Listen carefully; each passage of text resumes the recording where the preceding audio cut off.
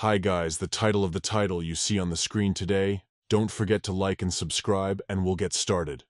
The girl, climbing the stairs to the very top, could not understand what could have gone wrong at all. She didn't know why life was so cruel to her. And so in time, when she reached the very top, she finally realized the bitter truth of her life. Everyone she loved, even the one man, all wished for her downfall. And at that moment she came to the very edge of a huge tower in the forest. The girl thought about the fact that if she could somehow magically turn back time, she definitely wouldn't fall in love with him. For a while longer she just stood there looking at those beautiful stars and moon for the last time. And then she turned around and began to fall into the abyss. She just couldn't take it all and now only wanted the eternal peace she would find when she reached Earth. But after her fall, the girl suddenly heard someone calling her name. Cecilia immediately opened her eyes and saw her father in front of her. He looked at her anxiously and asked if she was all right. Her father's name was Curtis Lane, and he was really worried about his daughter, for she looked rather anxious.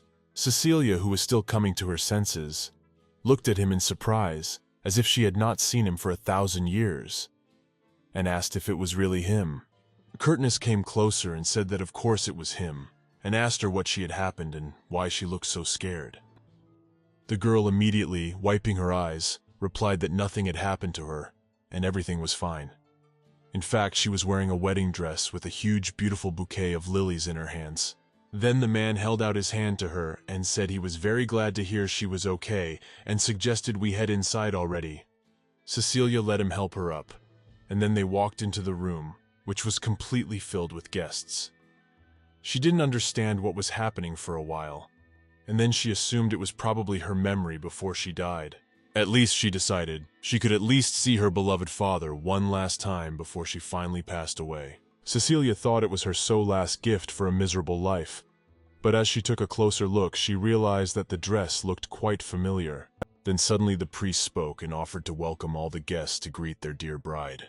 As the girl got closer and closer to the altar, she saw some guy there. He was looking right into her eyes. Looking more closely, Cecilia realized it was Ethan. But she didn't see how that was possible, and then suddenly she actually guessed what was going on. The girl immediately stopped on the spot and just stared for a while at the groom who stood waiting for her. Then Cecilia guessed that it was not a dream at all, nor was it a memory before death, but the very real reality. The guests, who were watching what was happening, were already starting to worry. One of the girls suggested that she was just worried because it was an important event in her life. The father, too, was beginning to get very worried. He turned to his daughter and asked her what had happened and why she had frozen. The girl, in turn, answered nothing. She stood there, her whole body trembling. She looked around at the guests and where she was for a while, and then she said that nothing had happened. Ethan, in turn, watched the girl intently, not understanding why she wouldn't come to the altar, and she met his gaze and immediately turned away. She had no choice. So she went up to him and stood beside him. Then the priest spoke about how they had gathered in this place to seal the holy matrimony of the Lord's children, namely Ethan Robin Burnett, who was the second prince of the White Empire, and his dear bride Cecilia Lane, who was the only daughter of the Duke of Lane. The girl vividly remembered the moment she jumped off that horrible tower. The place where she was now, however, seemed all too real to her. She assumed she was somehow able to travel back in time, but she didn't know if it was even possible in reality. But even if one were to accept this situation, Cecilia did not understand why on earth she had returned at the exact moment of her wedding. The priest said they had gathered in this place to witness the vows that would unite these two young ones in marriage. The girl began to worry, not knowing what to do, and thought that she could just run away. But then she did not know where to go, because it is quite quickly can catch up with and perhaps even forced to forcefully marry him. Then the priest stretched out his hand and said that now, with the power that God had given him, he now pronounced them husband and wife. Then he turned to the groom, saying he could kiss his dear bride. Ethan, in turn, put his hand on her cheek, turning her head toward him and smiling, said she should be patient because it would be over soon. Also smiling, he said that she was indeed a beauty. After that, he gently started kissing the girl. Cecilia was very surprised at the moment they bonded in marriage. She realized that God had once again intertwined their destinies, and she is again condemned to her most horrible fate, the one she lived in her previous life as well. In the evening, when the girl arrived at the palace, a maid came up to her and happily told her that she was finally able to meet her. The maid also said that she could call her Lauren.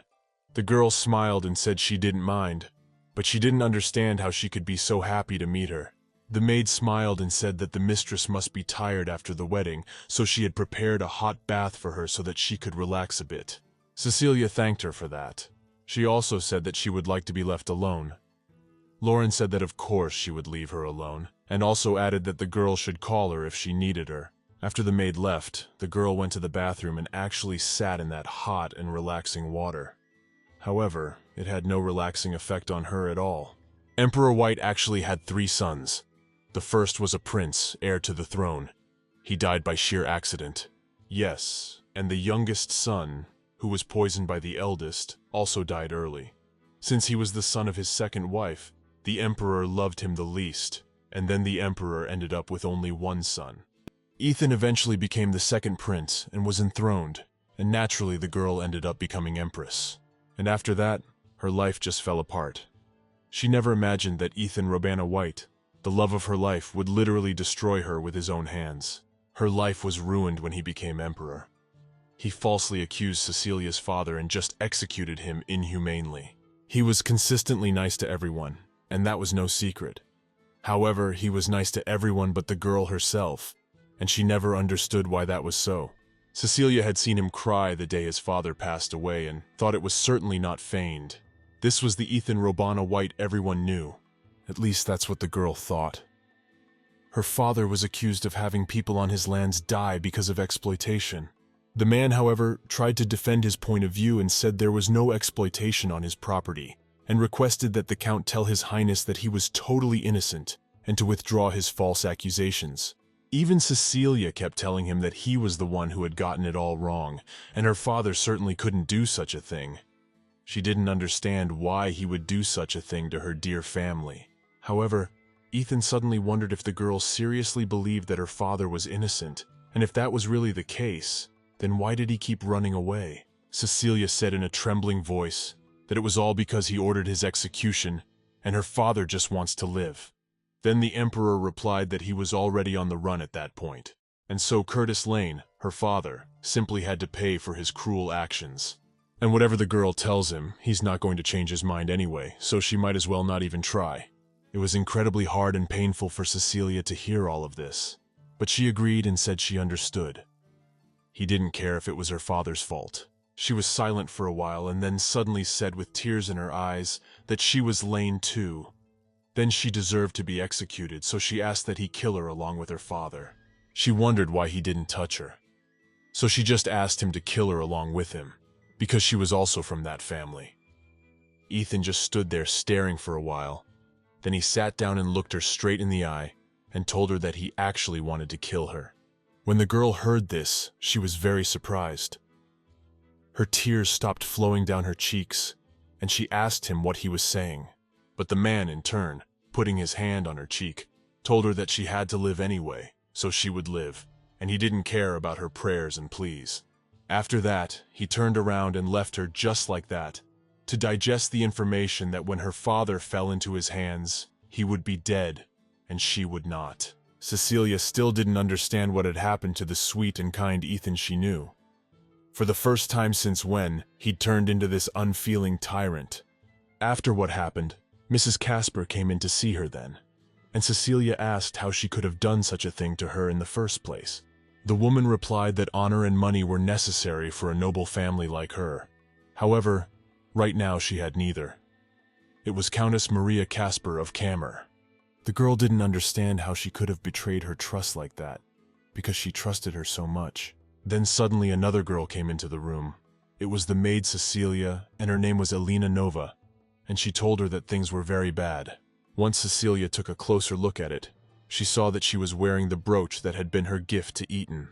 Elena, for her part, made a playful voice and said that she was very poor and must have been frightened.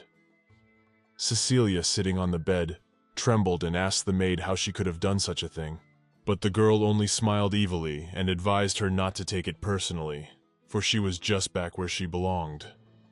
She also said that Cecilia's father would be executed within 3 days in the palace square, where all would watch the action and rejoice that he would repay what he deserved. Alina also said that she's pretty sure the girl will be there to see her father's execution as well. Cecilia could answer her nothing. She knew that everyone wished for her downfall, and as she sat in the bathtub remembering it all, she thought that it would be better to die than to live through all those terrible agonies all over again. And at that moment, as she sank lower and lower into the water, she suddenly heard some quiet voice from within. He asked Cecilia why she alone should die, why it was only she who suffered all the time, for she had done nothing wrong to anyone in her whole life. All that pain, sadness, and despair is all precisely because of that awful Ethan, and apparently somehow she was able to go back in time after his death. She swore to herself then that she would never, ever love him again. And so Cecilia doesn't want it to be just her wish. She thought at that moment that perhaps all this had happened for a reason, and perhaps God himself was on the case. He had given her a second chance. She believes that God undermined her second life in this world in order to break his heart this time around, or to destroy everything he has altogether, as he did toward her. Soon after she came out of the bathroom, she saw Ethan sitting on her bed with a glass of wine. He said that it had been a hard day and asked if she wanted to have a drink too. Cecilia in turn politely declined and said she was in no condition to take alcohol. The man was a little surprised at this answer, but said that she must be very tired, but the girl replied in a firm voice that she was fine. Ethan continued to insist, saying her legs looked swollen and offered to give her a massage to loosen her up a bit. She had no choice, because she realized that he would insist the whole time. So she sat on the bed, and he began to massage her legs, and Cecilia remembered at that moment how it had been in her previous life. She was very embarrassed at the time and said that he really shouldn't do that. However, he replied that he was just worried because she had been in heels all day and was probably incredibly tired. Then, smiling, he looked her straight in the eye and asked if she was shy. Cecilia answered that of course she was, for her feet were dirty and not very well groomed. But the man replied that there was no problem with that. They looked really cute to him anyway, and they were already married, so she shouldn't be embarrassed by such simple procedures. This time the girl did not answer anything. The man continued to massage her feet and said that she had a blister, and in addition all her toes were red. Cecilia, for her part, turned to him in a cold voice and inquired if he thought her feet were dirty. Ethan looked at her and smiled and said not at all. They were quite small and cute. He liked it all very much. Then he suddenly moved closer to her and ran his finger along her bottom lip, trying to seduce her. However, the girl couldn't think about anything but the fact that he wanted to kill her and turned her life into a nightmare. So she very quickly pushed him away from her. Cecilia tells His Highness that she knows he has no feelings for her and probably never will. She can't say it doesn't hurt her. However, they can't do it until she is sure he has true feelings for her. She put her head down and said that all she was asking for was a little time for her to get used to their new life. In fact, the Eaton she knows would never do anything forcibly, and they both realized that this is just a marriage of convenience. So he sat away from her and said he understood and didn't want to rush her. So he offered to lie down on the couch so as not to embarrass her. But suddenly, when he was about to get up and leave, Cecilia stopped him and told him that it would be uncomfortable there, and explained that he could sleep next to her, but that they had better not move to a closer relationship. When Eaton heard this, he immediately smiled and lay down next to her, wishing her good dreams. The girl smiled in return and wished him a good night. A few hours later, morning came. The girl woke up first and glimpsed the neighboring seat where her new husband had been sleeping ever since. She just stared at him in silence for a while, and then the thought suddenly flashed through her mind of what would happen if she just killed him right now.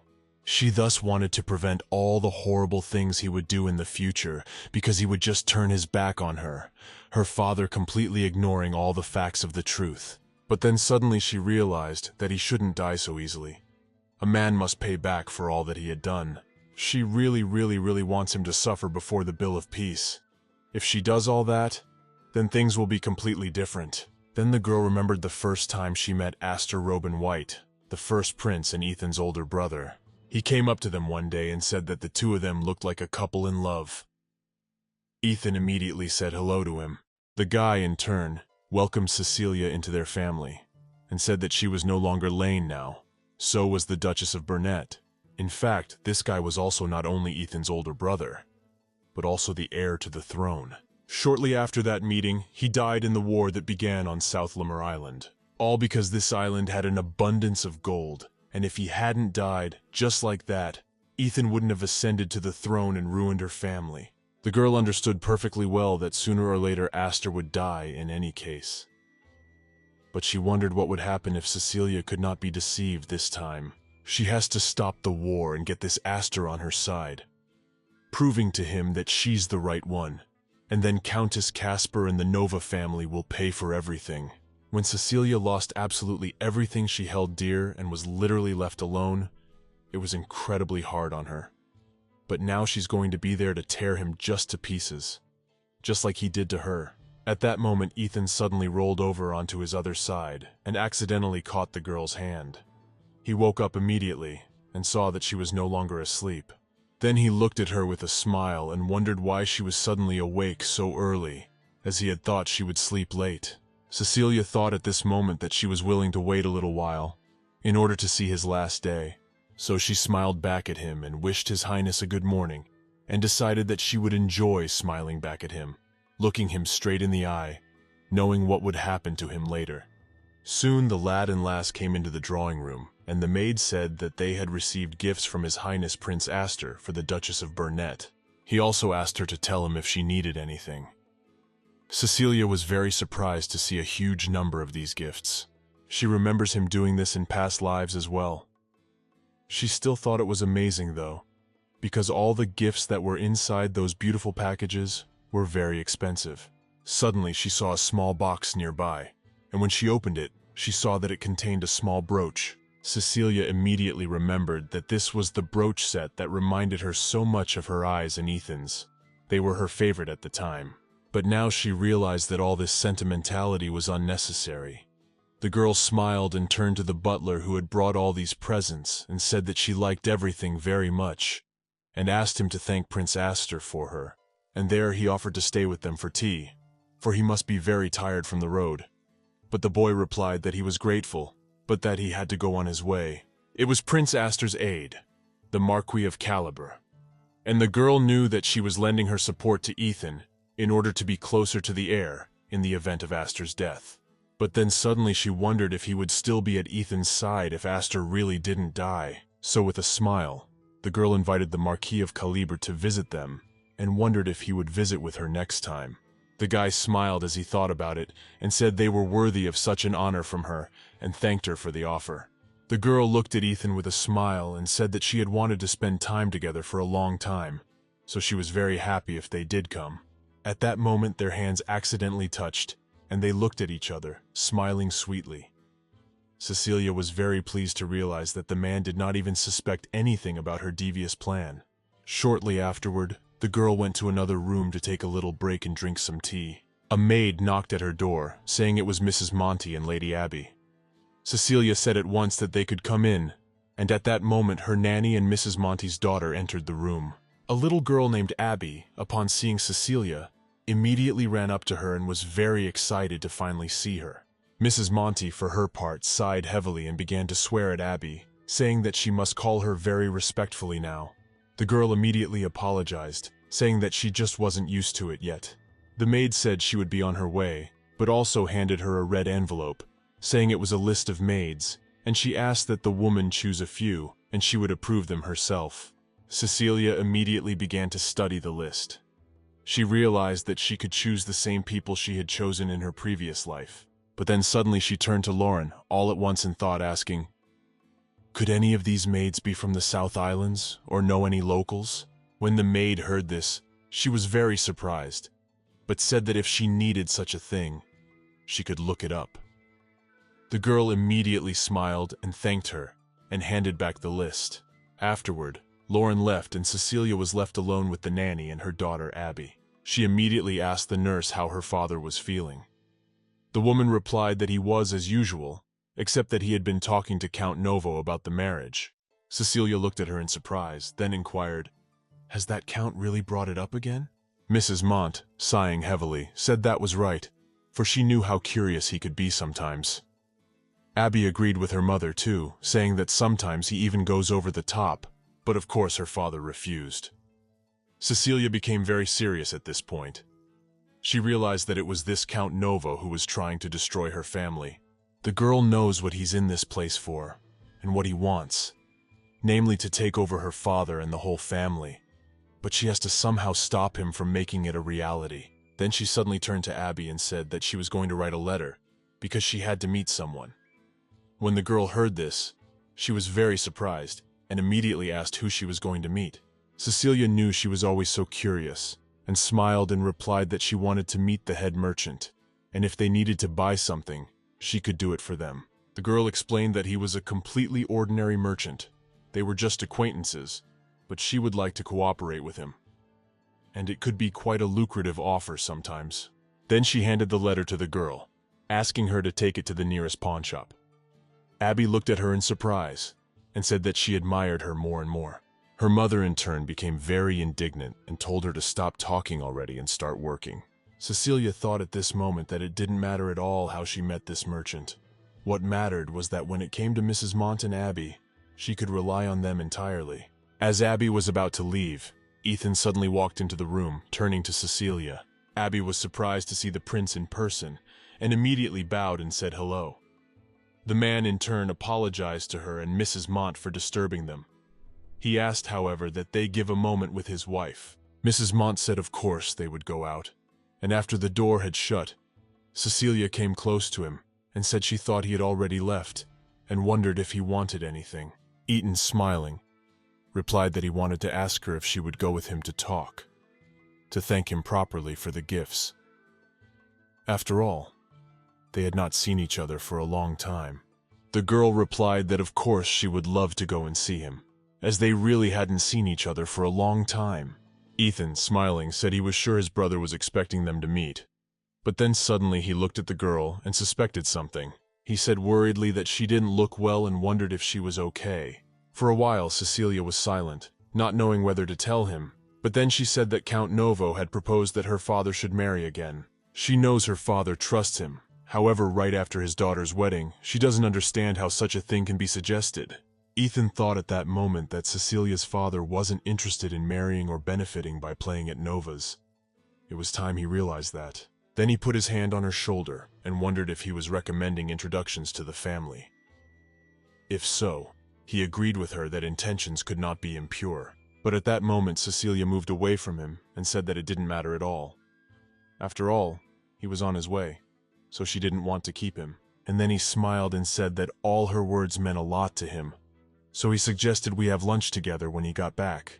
The girl agreed to this proposal and afterwards said goodbye, seeing him off. As soon as the door slammed shut behind him, she suddenly thought of those words he'd said, that everything she said was important to him. In his past life, he hadn't cared at all what she said or thought. At this time, there was a small commotion in the Imperial Palace. A guy named Damon Robin White, the third prince, was running towards them. As soon as he opened one of the rooms, he immediately saw two men sitting at a small table discussing some important business. As he got closer, he addressed his father, but then realized he needed to be more respectful. So he called him His Highness and said he wanted to ask him a favor. The man who was Emperor White was named Liam. He resented it and told Damon that he should always address him formally. But the latter, in turn becoming angry, said that Astor had never done such a thing to meet him, and he did not see why he should observe it. But the father, in his turn, replied that he should speak a little more quietly, and after all, they should both put themselves in the place of the heir. At this moment, his guest suddenly rose from his seat and said, "His Highness, I will wait for you outside." Then he turned to Damon and told him to talk quietly to his father. But next time, he was sure to call him officially, because those were his orders, and they had to be obeyed. Damon really didn't like all of this and thanked him sarcastically for that advice. Shortly afterward, the man who had been having a conversation with the Emperor suddenly walked out the door and thought about how Damon had a temper just like his father. However, at that moment a girl suddenly approached him. She said that she was looking for her son, namely Damon. She was the Empress. Her name was Tiffany. The man bowed immediately and told her, in Visigoth, that Damon was talking to His Majesty, so he stepped out so as not to disturb them. Tiffany was immediately interested when she heard that. Then she wondered what the two of them were talking about. The boy replied that he was just telling her that Ethan and the Duchess should visit them soon. The woman, hearing this, said that the newlyweds should do it themselves. Afterwards, she asked the guy if he thought they were happy together. It was a rather provocative question, so he didn't know what to answer. The guy didn't understand why the Empress was suddenly asking him that. But then suddenly Tiffany apparently realized herself that it was a bit much, and laughed, and said that it was a strange question. She also said she was just worried about them not having a baby and didn't want to pry, just worried. The man smiled, but in truth he was still worried. Then he apologized for making her worry. She laughed and said that she was sure the Duchess was very good for him. However, there are supplements that help you get pregnant, and she would like Aster to help her get them. When the man heard this, he became very angry, but afterward he bowed and thanked her for her kindness. He thought about the fact that he hadn't seen Ethan since the day of the wedding, and he wondered what he was doing since he couldn't even visit his own brother. At this time, Ethan was in his room dealing with some paperwork issues. An aide came in to see him, saying that he didn't think it was necessary to remodel the whole house in Drifton. The man, hearing this suggestion, thought about it, and he didn't really say anything back to the guy. Then he inquired of His Highness if there was something he was so concerned about. It was Ethan's personal assistant named Anan. The aide wondered if he meant him as a servant of Count Nova. Well, then he said that his family had served the Lane family for more than 4 generations, and faithfully at that. They have a rather close relationship, and he had even heard of Count Nova introducing the Duke to the late Duchess. Ethan, hearing this, hesitated, and then said that he was proposing that the Duke marry again immediately after his and Cecilia's wedding, and he was not sure that his intentions were pure. Enan replied that this was usually the way of a faithful servant, for the daughter who had been mistress of the house had gone and married, and accordingly he was left there quite alone. At this point, the gentleman looked at him and asked if he could recommend someone he knew. When the guy heard this, he said, hesitating, that in that case it was already a completely different conversation. And then he sighed heavily and asked his assistant if he could find out more about this man and report everything to him at once. Enan replied that of course he would fulfill everything if it bothered him that much. But the guy at that moment, smiling, said not at all. It was just that now that he and Cecilia were married, her problems were his problems too, so he was obliged to help her. But in fact he was a little alarmed by the word, for he was not used to the fact that they were now married. But when he remembers Cecilia's appearance, he thinks that things are not as bad as they could be. Soon afterward there was a knock, and James Morak, the chief merchant of Maxtra, entered the room. He said he had come to see the Duchess, for he had come at her request. The girl immediately allowed him to enter and told him he could sit down. When James sat down across from Cecilia, he immediately wondered what she, a noble lady, needed from a guy like him. But in fact, when he sat down and looked at the girl, he knew immediately that she was using his secret to her advantage, so he'd have to be careful. In fact, when Abby brought him the letter, she said it was from a very important person. The boy immediately asked how important she was, but the girl didn't answer him anything. When he opened the letter, he read of the girl addressing him as Diego. She wrote that she had a proposal for him, and he needed to come to the palace right away to meet the Duchess. If he doesn't, people will find out about his past. The man, when he read about it, was immediately wary and couldn't understand how on earth she knew about it, but he simply had no choice, so he arrived very soon. So the lad replied that she could call him what she liked and inquired what the matter was. Cecilia replied that he was more impatient than she thought. However, she hoped that he realized that it was very serious. She then placed her cup on the table and looked the man straight in the eye and said that she wanted information from him. The man, hearing this, was very surprised, and Cecilia in turn replied that he knew he could not refuse, which was why she had invited him. James at this point didn't realize where else he could dress if she really knew all his secrets. Then he leaned in and said that she knew about his past, which meant she had a very good snitch. But Cecilia at this point, smiling, said that it was all for her, but she thought no one worked better than he did. Then the guy thought about the fact that she was really thinking right, because he really is the best. and then he wondered what good the offer would do him. The girl was well aware that nothing comes for free, so she said she could promise that his past would never be spread to people. So she wants him to answer how much he can learn at all. James thought at that moment that this could be a very excellent deal, though not an easy one. However, the guy also realized that he was risking his life by agreeing to her, but he definitely had no choice now. He was now under her control. Then, with a heavy sigh, James said he would be frank with her. The entrance to the Emperor's chambers is closed. However, that's not the point. It's a matter of life or death. So he can find out anything she wants for a certain price. When Cecilia heard this, she immediately smiled and said that she promised that in the future he would speak his name with pride. He replied that he understood, and also inquired as to what information was so important to her. The girl replied that she wanted to know everything about Count Nova, including his children and servants. She needed to know what he hid behind the mask of her father's faithful servant.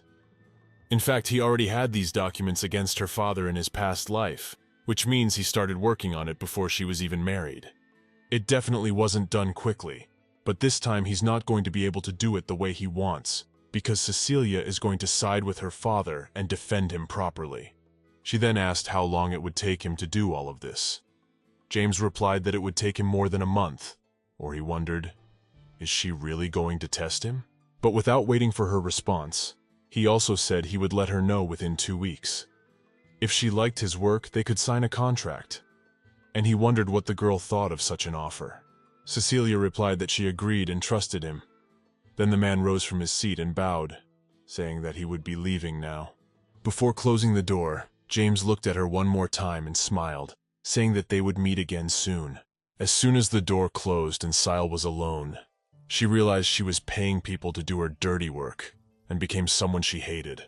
But she can't stop under any circumstances. She needs to stay strong, even though she's violating her principles right now. Like the old Ethan who only wanted her dead, she must stand her ground and go all the way to the end, achieving her goals. Before long, the Eton had just pulled up to the palace and said that they had arrived. The man started to get out of the carriage. He was very glad he could finish his business for dinner, and that meant he would see Cecilia again. But then he saw a man running out of the manor. The lad was very wary, for he did not understand who it was, and why he was running away so late right out of his manor. Shortly after he got home, he went straight to dinner with his wife. He said it was wonderful, and he was very glad they were having dinner together. Cecilia, who was sitting next to him, said that she too, in fact, was pleased. Then he suddenly, smiling, took his wine glass and asked, "Doesn't she want to drink some?" The girl replied that she didn't really. She very rarely, in fact, drank, and worried that she would do something stupid if she went a little overboard with her dose. Then Ethan wondered, is that the reason she won't even take a sip of that fine wine he had specially gotten them for dinner? The girl replied that it was a small thing, not worth his attention at all.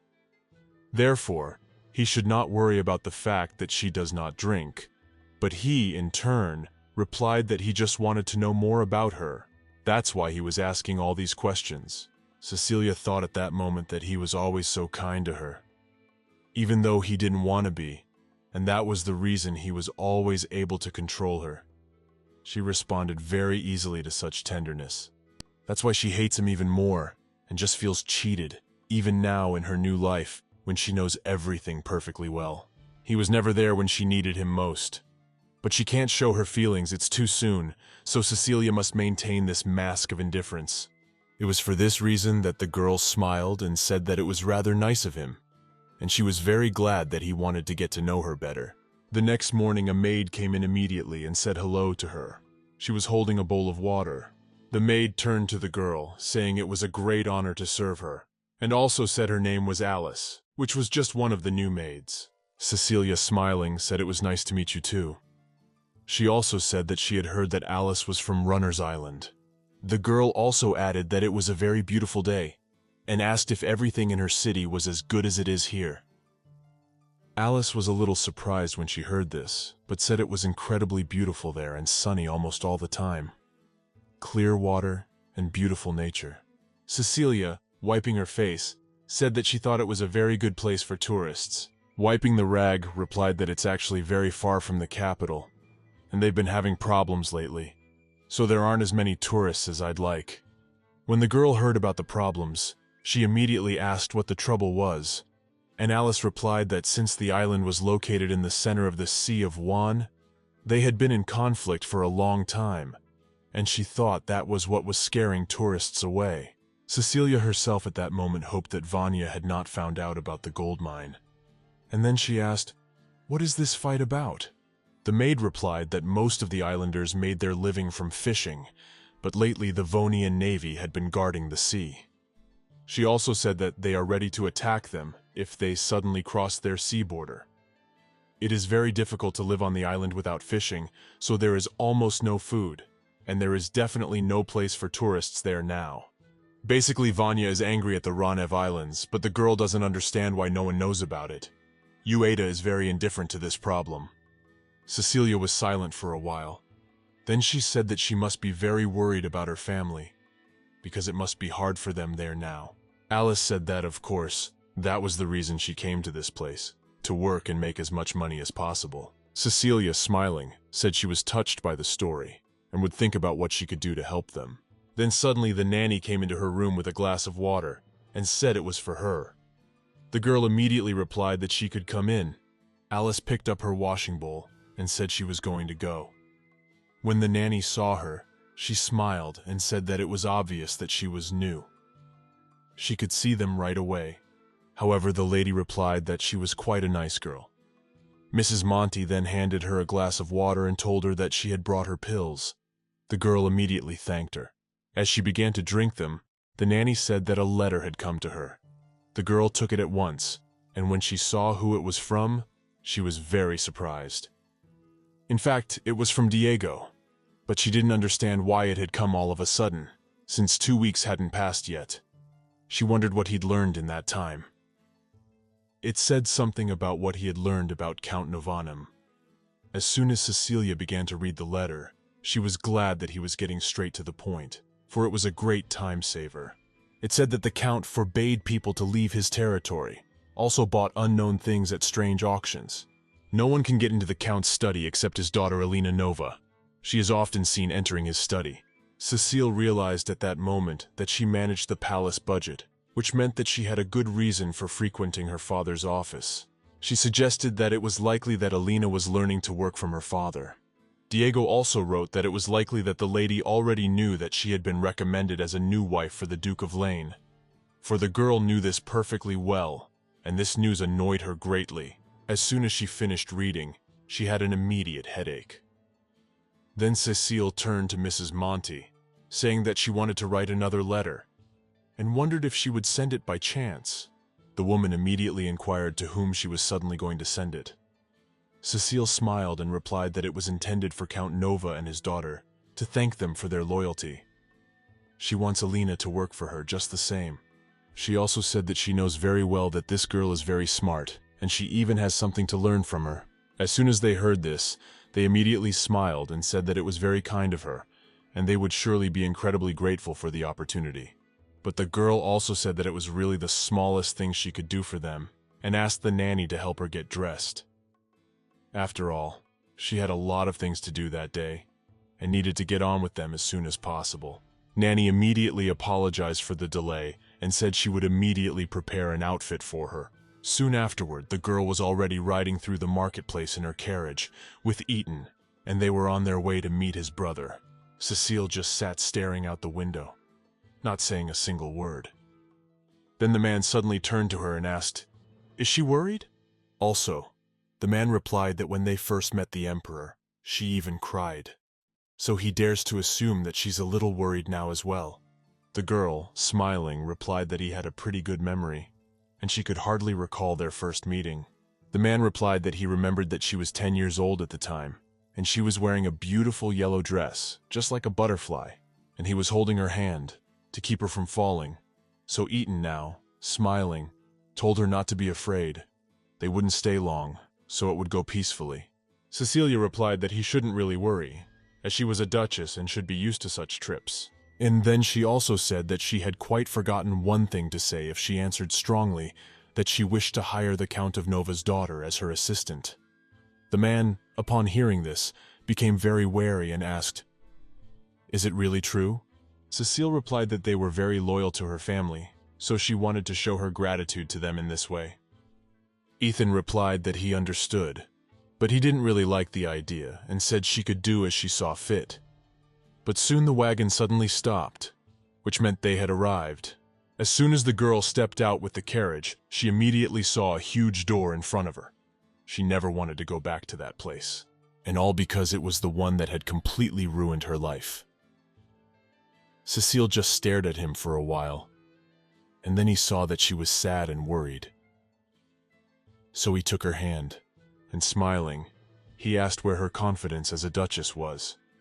The girl smiled nervously and replied that she was still a little nervous, even though she was confident. But at that moment, the girl realized that she didn't need to be distracted, because Ethan definitely wouldn't protect her, so she had to be ever vigilant. This time she's not going to let anyone ruin her own life because she's had all sorts of bad luck in the past, and this time she's going to change everything. With these thoughts, she walked inside under the arm of her husband. She was immediately greeted by the Emperor and Empress, and the man, smiling happily again, said that they had finally arrived. He also said he was very happy to welcome them to their estate, Cecilia, and also said that she had grown so much since they first met and had become an incredibly beautiful girl, as well as a wonderful match for their son. Cecilia immediately smiled and said that His Highness was very nice to her and she was grateful. Then the man turned already to his son, and tapping him on the shoulder, said that he looked great and asked, "Is he enjoying the life of a newlywed so well?" Ethan laughed in response and said even very much so. He was ready to spend eternity with this girl. When the man heard that, immediately smiled and said that they were incredibly cute. He then bowed to his older brother and said that he was also very happy to see him, Aster. In turn, he smiled and said that he too was glad to finally meet them after the wedding.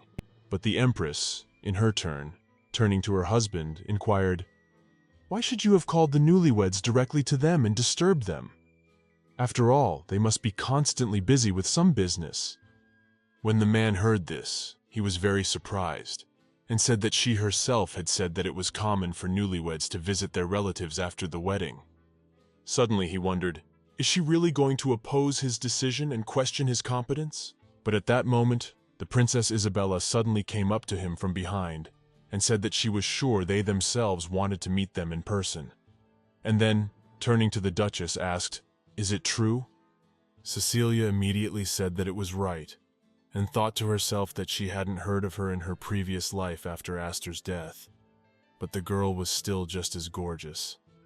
Empress, for her part, said that might be true, but all she wants right now is for Damon to get married as soon as possible. It's just so hard for her to plan everything.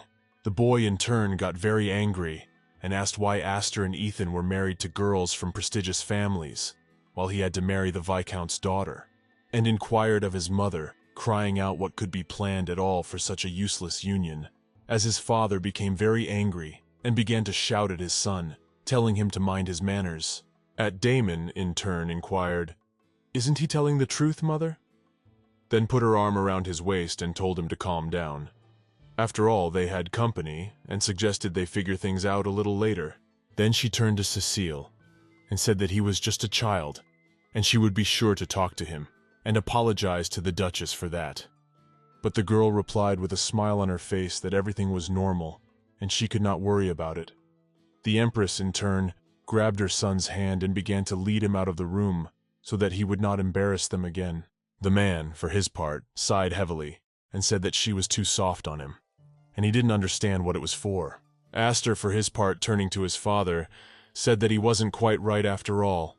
She really is only the Viscount's daughter, and the lad doesn't think she's quite good enough for a man of his status. Well, his father objected, saying Damon should know his place so he doesn't accept any excuses from him. The boy wanted to object some more. But the man told him to always remember that he was the heir. He knew that he felt bad for him, but he shouldn't let anyone control him. He must always listen to his heart, even if it is his own family. Cecilia, when she heard this, was very surprised. She realized, upon reflection, that perhaps Ethan was so cruel to her because he had been raised in just such an environment. When he did things like that, he really thought he was doing the right thing. At times like this, she began to feel strange. Soon their father left them to deal with Damon, and the four of them were left alone. Aster immediately turned to them and apologized, saying that Damon was still a baby. But Cecilia, smiling, replied that it was fine, and really didn't bother her in any way. Then she suddenly shifted her gaze to Isabella, and said that this girl didn't look good. Aster immediately went up to her and asked her why she didn't say anything about feeling ill. The girl replied that she didn't feel bad at all. She just wanted to see everyone off. He in turn sent her off to her bedroom, telling her to get some rest, and he was sure no one would mind. Cecilia said that was right. Isabella had better go and rest if she really wasn't feeling well. The girl immediately thanked her and said goodbye, saying they would meet again. After she left, Cecilia turned to Aster, saying she had some gifts for the princess as a thank you. The man smiled and said she was incredibly kind, and the girl replied that there was nothing wrong with that. She felt she needed to thank them for everything. And she also told him that she wanted to ask him a favor. When Ethan heard this, he was very surprised and looked at his wife, not knowing what she was talking about. Aster was surprised himself, and then wondered what favor she wanted to ask of him. The girl smiled and asked if he had heard of Runner's Island, which was near the southern border. The man replied that of course he knew about him, but he was more interested in how she knew about him. Cecilia replied that her new assistant had told her about the place, and she was a very nice girl, but had left the island because of the conflict with Vanya. She unfortunately can't do anything to help there, so she asks him for help. Aster said with a smile that he was really surprised by the kindness and understanding. Then he turned to his brother, putting his hand on his shoulder, and told him that Ethan had a really great wife. The boy smiled and thanked him for that, saying that he knew it himself. Then the man turned to Cecilia, saying that he had heard her and understood her and would do his best. As heir, he could not ignore a matter that required his acute attention and intervention. The girl smiled back at him and thanked him for it, and he in turn said that he should be the one thanking her for such valuable and useful information. Then he said it was getting pretty late, so he had to see them off. Ethan replied that the time had passed so quickly, and he also said that they would definitely visit them again. Aster in turn laid a hand on his shoulder and asked if he had any idea at all how happy his father would be if he and the Duchess had a son. Ethan was immediately wary when he heard this, and said nothing back to him. Then his brother took his hand away and apologized, saying that he had said something without thinking. The one in turn replied that he was sure the princess would soon get well and they would have a baby. She just needed good care, and then everything would be really good. Aster laughed and said that he was indeed right and advised the guy to take good care of his wife too. Soon after that, they returned to the manor and went to the bedroom, and there the girl said that it had been a pretty hard day and she must be very tired. But the girl replied that she was actually fine. Then suddenly a maid ran up to them and said that His Highness had a letter from the Empress. The girl was immediately wary, and the maid replied that she had been told to deliver it to her specifically. Cecilia was very wary. She could not believe that she had received a letter from the Empress, whom she had not even had time to speak to in person. Soon afterward they went to another place, and the man, seeing how tired she was, inquired if she would like to lean on his shoulder. Cecilia smiled and said she had no reason to refuse, so she immediately leaned over and he put his arm around her. They rode in silence for a while. Then he asked if she wanted the prince to solve the problem with the island. The girl replied that it's not quite like that. She too will be working and wants to do research on the island to look at all the options. She can't go there now, but she will try to read at least articles or books about it. Ethan, smiling, said that in that case he would ask his assistant to help her. Cecilia immediately thanked him for it and said that Alice was a really nice girl and she would really like to help her in this matter. But at that moment they suddenly started to stagger from side to side. She noticed at once that the road was quite rough, and it was very difficult for her to steer. At that moment the shaking suddenly became so violent that they were pulled towards the exit. He managed to react in time and picked up the girl so that she would not fall. They found themselves quite close to each other. Cecilia stared at him in surprise, not taking her eyes off him, and he in turn wondered if she was in pain. The girl stammered, wanting to answer something. But suddenly the door opened, and the coachman asked if they were all right. Cecilia immediately pulled away from the man and replied that she was already perfectly fine and asked that he let her go. Tone was a little surprised at this abrupt reaction and said that he just wanted to help her and apologized for her discomfort.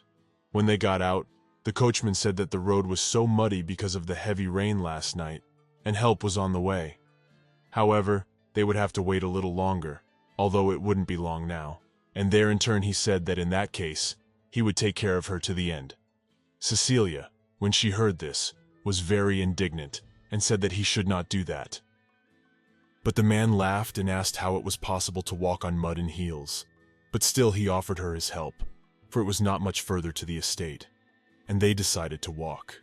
Then he put Cecilia on his back, and they set off. He said that she might be very uncomfortable, but they really didn't have long to go, so it would all be over soon. But then suddenly he laughed and said that this was actually a good opportunity for him to show himself as a good and caring husband.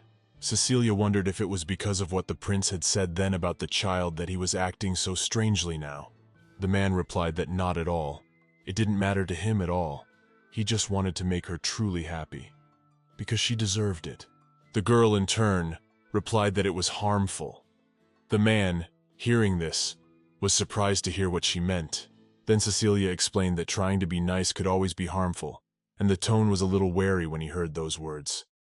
By then, however, they had begun to approach the manor, so they didn't speak again. As soon as it got dark outside, the man started to change his clothes to go to bed, but suddenly his assistant came in. The boy was very surprised and asked how Cecilia was. Was she all right? The assistant replied that she had already fallen asleep. She must have been very tired. That's why she was so fast. Ethan explained that they'd just had an accident on the ride home, so it was probably too much of an adventure for her. Thoth in turn smiled and said that his carriage was now in perfect order, and he also handed over the letter, saying that the coachman had found it in the carriage. As soon as the guy saw it, he immediately remembered that it was a letter from the Empress, and said that it belonged to the Duchess, so he would give it to her himself. They talked some more business. After that, the man went to his bedroom. He wondered what was in the letter, and how Cecilia would react if he opened and read it without her permission. He didn't know if she would get angry or just laugh. The man suddenly stopped halfway through and thought he was just being pathetic. He couldn't exactly do that. It was too unkind of him to Cecilia. Even out of curiosity, it was still wrong to do so. So soon he walked to the bedroom, knocked, and opened the door. He saw that the girl was lying on the bed and sleeping peacefully. He assumed that she must have fallen asleep, so he sat down next to her. In fact, the guy thought about the fact that when he looked at his wife, Cecilia, it felt like he was seeing some other person. Even her beautiful and unrivaled smile seemed different to him now. He realized that something had changed in her, and it alarmed him. But at that moment, he remembered the words she'd said about how trying to be nice could always be harmful, and decided he'd wait after all. Ethan was going to wait until she herself was willing to open her heart to him and really trust him. The next morning, the girl opened the letter. There was an apology from the Empress for that incident, and she just wanted to wish them a happy marriage, and also asked that the girl send congratulations to her father. When Cecilia read this, she was very surprised. She couldn't believe that that was really all it was.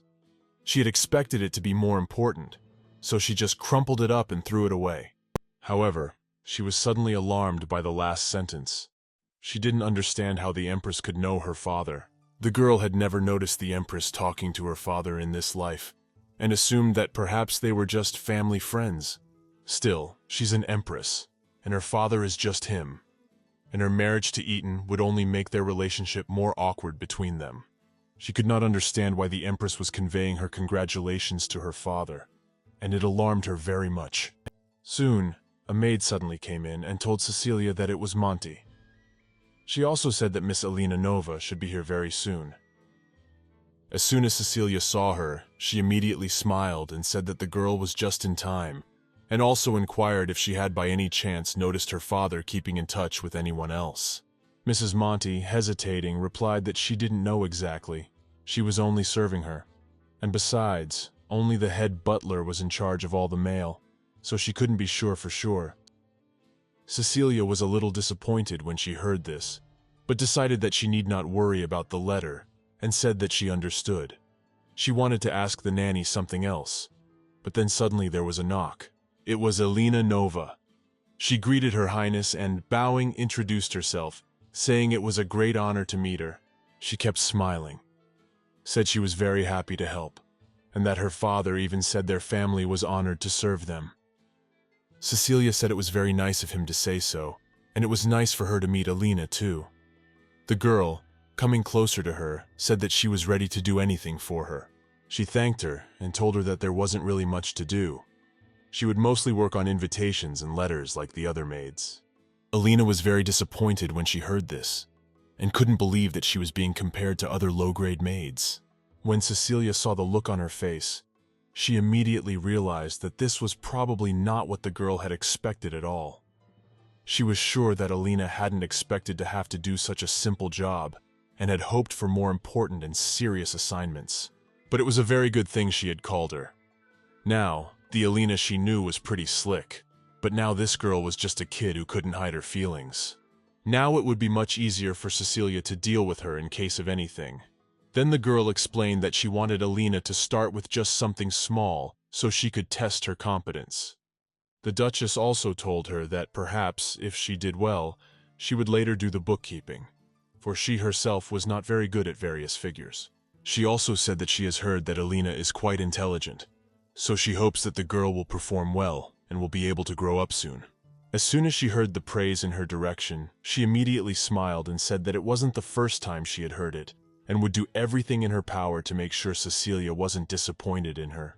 Soon they discussed a few more things, and the girl led Elena away, telling her that she could rest for now. She thanked her and said that she would see her tomorrow. But at that moment Eaton came up to them and, seeing everyone, said hello to her. He said he hoped they could have dinner together, and turned his gaze to Elena, asking if she was the girl Cecilia had told him about. Cecilia confirmed that she was. The girl also explained that she was now her personal assistant. Eaton was a little wary when he heard this, but said he was pleased to meet her. Elena smiled and said he could just call her by her first name, and even started making eyes at His Highness. When Cecilia saw this, she couldn't understand how the girl could be so naive, for she had never seen her like this. However, she doesn't think Elena is stupid enough to flirt with him when his legal spouse is around. Eaton was also very surprised and said they couldn't communicate by name, so he just called her Miss Nova. This surprised Elena a little, and she felt embarrassed. She looked away and apologized to him for that. Cecilia noticed that she was very ashamed, but at the same time she did not lose heart. There was so much greed and longing in her eyes. The girl knew full well that Elena had tried to get Ethan back in her past life, and she had been foolish to allow herself to do so, but this time it would be different. So Cecilia walked over to him, put her arm around his waist, and offered to let Miss Nova rest. Ethan smiled and agreed that of course they could do that. Mrs. Monty turned to the Duchess and said she would be on her way too, catching a glimpse of newcomer Elena chickening out a bit. In the evening, when they went to bed after dinner, Cecilia sat on the bed with a glass of wine in her hands, and said that she must have eaten too much. Eaton smiled, laughed, and agreed that the fish was indeed delicious, and he understood it perfectly. After a few sips of wine, Cecilia was already blushing slightly and asked if he remembered the invitation from the Marquis of Calibre, as they had promised to discuss something. Ethan asked if Sienna would be there, since they had a lot to talk about. Cecilia replied that it would be their first meeting after the wedding, so they would all be there. Eaton mentioned that his assistant had made a list of books about Runner's Island and asked if he needed to buy them all. Cecilia hesitated and wondered if she could at least look at the list of books first, as she thought it would be best if he handed her the list. Eaton agreed and said he could do it, also expressing that he enjoyed being around her and asked if she would mind if he stayed longer. Cecilia smiled and replied that he didn't even need to ask that since she was his wife. At that moment, however, their gazes made contact, and Cecilia realized that she had made the mistake of calling him by his name, forgetting that this was no longer a past life. And at that moment Cecilia addressed him informally for the first time. The man looked at her in surprise and simply said her name. Cecilia wanted to explain something, but he took her hand and approached her. Then he asked her if she liked him. The girl looked at him in surprise and could not answer. She was worried that she had let herself go too far, and she was already regretting it.